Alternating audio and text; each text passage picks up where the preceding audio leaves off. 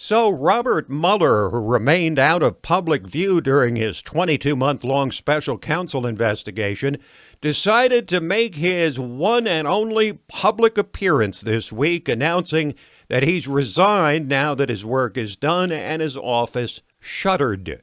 Mueller had nothing really new to report, but before he left the stage, he sparked more calls for impeachment by contradicting Attorney General William Barr on the matter of whether Trump might have obstructed justice.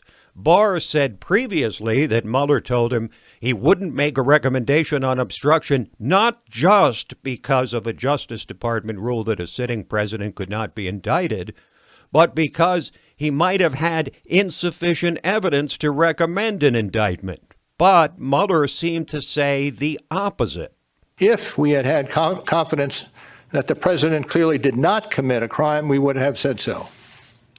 We did not, however, make a determination as to whether the president did commit a crime. Under long-standing department policy, a president cannot be charged with a federal crime while he is in office.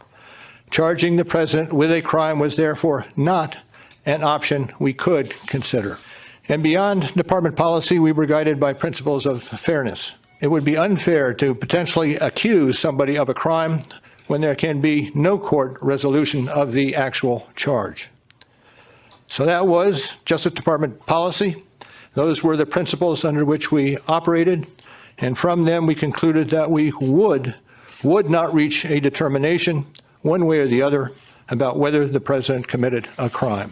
So Mueller does the politically expedient thing, tossing an obstruction stink bomb into the middle of the room, watching everyone scurry around for cover, and then leaving the room for others to sort things out. Indeed, Mueller took no questions at his press conference and then announced he's done talking about his report. I hope and expect this to be the only time that I will speak to you in this manner. I am making that decision myself. No one has told me whether I can or should testify or speak further about this matter. There has been discussion about an appearance before Congress. Any testimony from this office would not go beyond our report. I would not provide information beyond that which is already public in any appearance before Congress. I do not believe it is appropriate for me to speak further about the investigation or to comment on the actions of the Justice Department or Congress.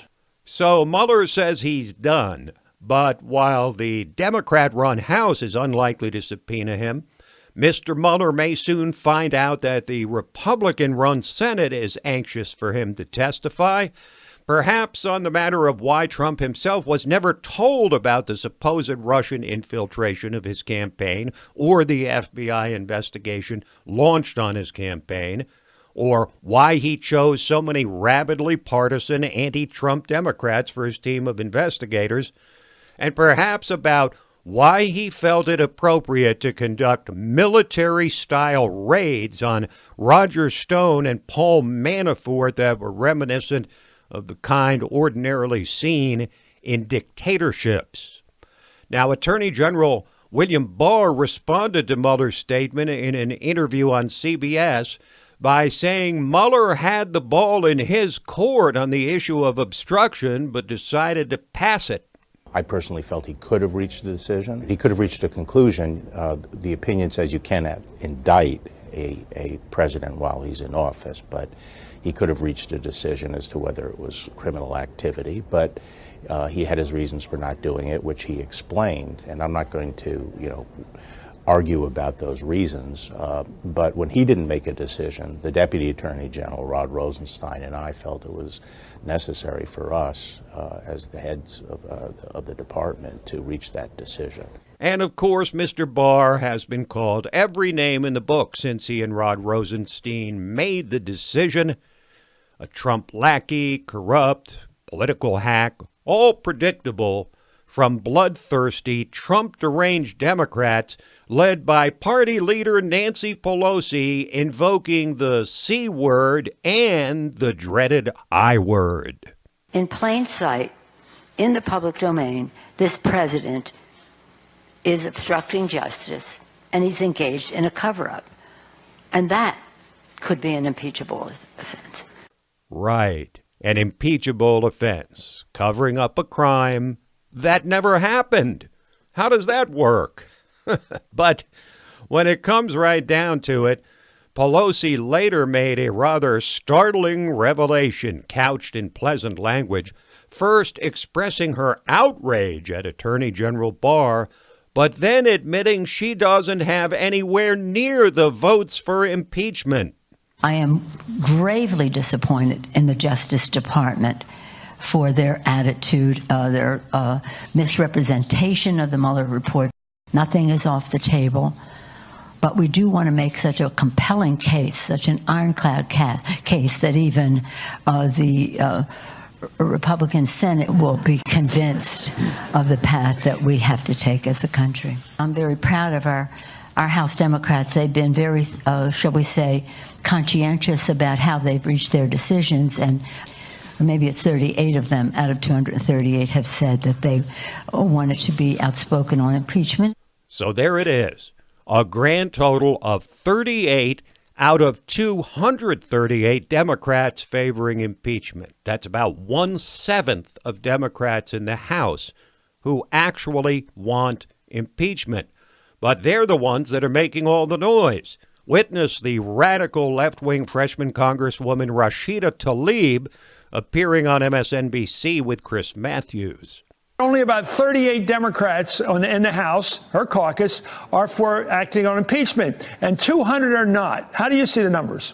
Well, for me, I've always looked at the numbers of the turnout that we saw in the last election. To me, it was a referendum. If you look at the numbers across this nation, it was very clear that many people came out because they wanted to elect a jury that would impeach this president.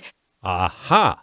There's the root of the problem for the socialist wing of the Democratic Party. They believe they won the House in the midterms because the voters want President Trump impeached, when in fact, the Democrats won because 40 Republican incumbents dropped out in a body where over 90% of incumbents get reelected, and because the voters somehow believe that the major midterm issue on the table, health care, would be better handled by Democrats, even though they were the ones who came up with the disaster known as Obamacare. Go figure.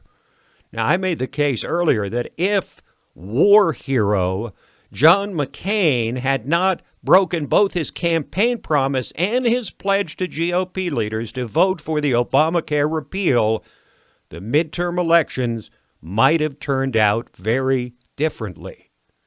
Meanwhile, in the wake of these never-ending attempts to topple his presidency, and in keeping with his defiance of a flurry of congressional subpoenas, President Trump made the decision to finally unleash the dogs and permit the declassification of documents relating to Obama administration surveillance of Trump's 2016 presidential campaign, a decision that became pretty much unavoidable for the president. It's certainly possible that Democrats have refrained from impeachment because they know all too well that their actions in first attempting to prevent and then to cripple the Trump presidency could become a scandal of monstrous proportions. The Justice Department is conducting 3 investigations into it as we speak, and the findings will start coming out soon. And the Democrats know there could well be hell to pay for it. But for now, Pelosi and company seem to believe their best preemptive defense is an offense full of sound and fury up to, but not including, impeachment of Donald Trump. Trump's reactions from ordering that declassification to ignoring congressional subpoenas to walking out on that big infrastructure meeting with Pelosi and Chuck Schumer after Pelosi accused him of a crime right before the meeting signal that the 45th president is turning the tables and channeling old Clint Eastwood in his message to Pelosi and her ilk. We're done here. I dare you to impeach me. Go ahead. Make my day. Quick break, and then we'll bring on LibertyNation.com legal affairs editor Scott Cosenza to analyze Robert Mueller's statement from the legal angle and tell you about two significant rulings this week from the Supreme Court.